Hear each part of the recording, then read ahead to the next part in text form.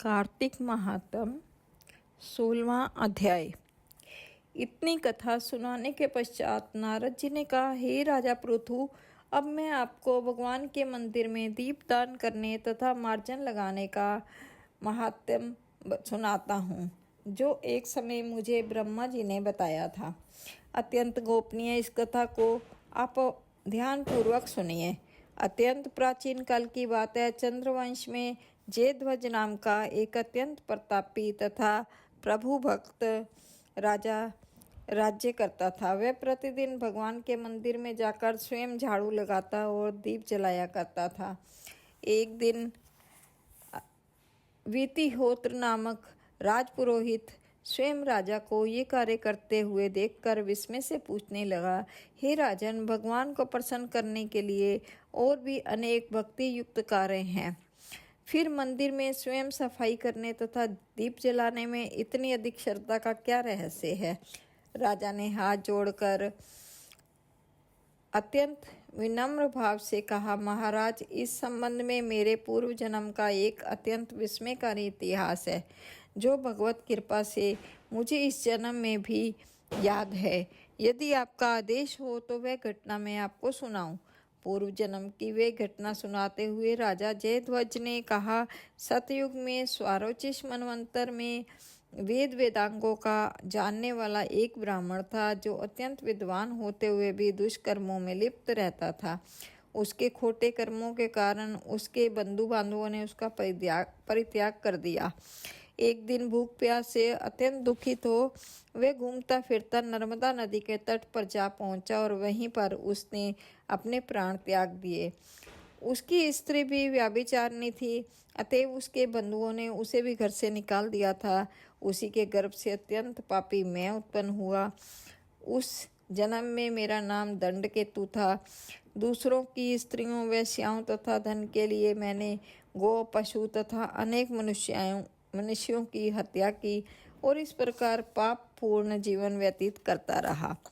एक रात्रि को किसी दूसरे की स्त्री से भोग करने की इच्छा से मैं एक सोने देवालय में गया। वहां जाकर मैंने वस्त्र से स्थान साफ किया और दीपक जलाया। उस सोने मंदिर में दीपक जलता देखकर ग्राम रक्षक वहां आ गए और मुझे चोर या डाकू समझकर उन्होंने लाठियों से मुझ पर इतने प्रहार किए कि मेरी मृत्यु हो गई। प्राण निकलते ही भगवान के दूत वहां आ गए और मुझे सुंदर विमान में बैठाकर बैकुंठ को ले गए। कार्तिक के महीने में भगवान के मंदिर में झाड़ू लगाने तथा दीपक जलाने से मुझे इतना फल मिला कि कई कल्प तक स्वर्ग में सुख भोग कर अब मैंने चंद्रवंश में जन्म लिया है। यही श्रद्धा और भक्ति पूर्वक यदि श्रद्धा और भक्तिपूर्वक यही क्रिया कार्तिक के महीने में की जाए तो उसके पुण्य का तो कहना ही क्या है। उसका वर्णन ब्रह्मा जी भी नहीं कर सकते। एक अन्य कथा सुनाते हुए नारद जी ने कहा, हे राजा पृथु, अब दूसरे के दीपक जलाने का महात्म सुनो।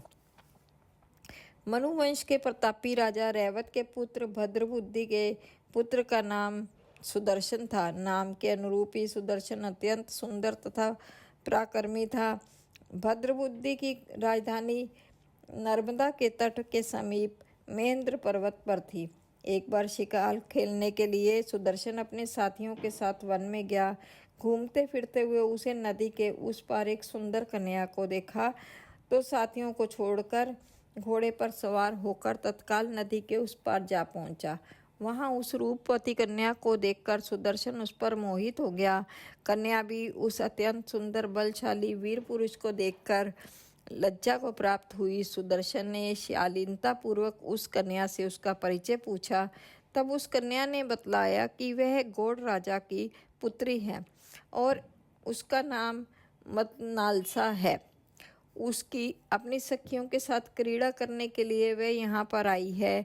इसके बाद स्वेच्छापूर्वक उन दोनों ने गंधर्व रीति से वहीं पर विवाह कर लिया और कुछ समय तक नर्मदा नदी के तट पर विहार करते रहे। फिर अपने घर पर आकर वे दोनों आनंद पूर्वक रहने लगे। कुछ समय बाद राजा भद्रबुद्धि अपने पुत्र सुदर्शन को राज्य सौंपकर स्वयं वन में चले गए। राजा बनने के बाद सुदर्शन बड़ी कुशलता पूर्वक राजकाज चलाने लगा। रानी मदनालसा सदा अपने पति को विष्णु भगवान की पूजा आराधना करने का उपदेश करती रहती थी। इस प्रकार वे दोनों ही भगवान के अनन्य भक्त बन गए। राजा सुदर्शन ने रानी की प्रेरणा से भगवान का एक स्वर्ण मंदिर बनवाया। दोनों ही उसमें प्रतिदिन भगवान का पूजन तथा कार्तिक मास में दीपदान किया करते थे। एक दिन रानी मंदिर में दीप जला रही थी कि उसी समय राजा ने उसे बुलाया, परंतु दीपक जलाकर आने में रानी को देर लग गई। इस पर राजा सुदर्शन ने क्रोध वेश में आकर रानी को कहा, तुम तो कहती थी कि पति ही स्त्री का देवता होता है, फिर दीपदान में इतनी देर लगाकर तुमने मेरा अनादर क्यों किया? यदि देरी का कोई और गुप्त कारण हो तो कहो। तब सती साध्वी मदनालसा अत्यंत स्नेहपूर्वक वचनों में बोली, हे महाराज, मैं दीपदान का महत्व आपको बताती हूँ। अब आप ध्यानपूर्वक मेरे वचनों को सुनिए। अपने पिछले जन्म की कहानी सुनाते हुए रानी ने कहा, अपने पिछले जन्म में मैं एक चूहिया थी। गोदावरी नदी के तट पर एक मंदिर में मैं रहती थी। एक दिन भगवान के मंदिर में रात्रि को जलता हुआ दीपक बत्ती छोटी होने के कारण बुझने लगा। मैंने घी खाने के लोभ से बत्ती को मुंह से पकड़कर उठाया और ऐसा करने से दीपक की लौ तो तेज हो गई, परंतु साथ मेरा मुंह भी जल गया। इससे मैं मृत्यु को प्राप्त हुई, क्योंकि रात के समय भगवान का दीपक प्रज्वलित करते हुए मेरी मृत्यु हुई थी। इस कारण मैंने ऐसा सुंदर रूप पाया और आपकी रानी बनी। यदि कोई श्रद्धापूर्वक भगवान के मंदिर में दीपदान करता है तो उसके फल का तो कहना ही क्या है।